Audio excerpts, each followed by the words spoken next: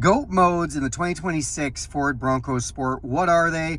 I'm going to tell you today. My name is Jason Gillett. I do tech tutorials, video walkarounds, and all things automotive. And today we're talking about the GOAT modes in the Bronco Sport. So this little dial right here says GOAT modes, and it means go over any terrain. And when we turn it, you can see our display changes. So normal is balanced everyday driving, just the all-wheel drive system works fine, and the throttle response and braking and everything is regular.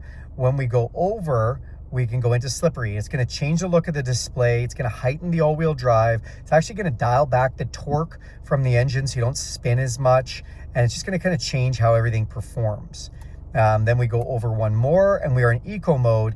Now, a lot of people think eco mode really just dials everything back all the time. The primary function of eco mode is to slow your throttle response on acceleration.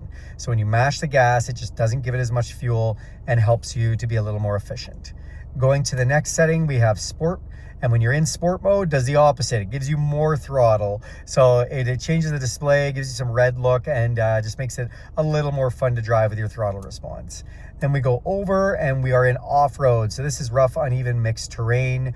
This is going to change the parameters of the traction control. It's going to turn that traction control off. It's going to bring up your little off-road settings on the side there so you can see angle of approach, angle of descent, articulation, that kind of stuff.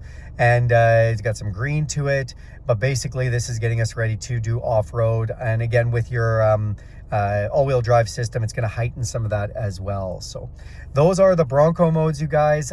Thanks a lot for watching this video. If you like this video, give it a big thumbs up. If you want to see more videos like that, hit that bell icon. You'll be notified every time I make a video.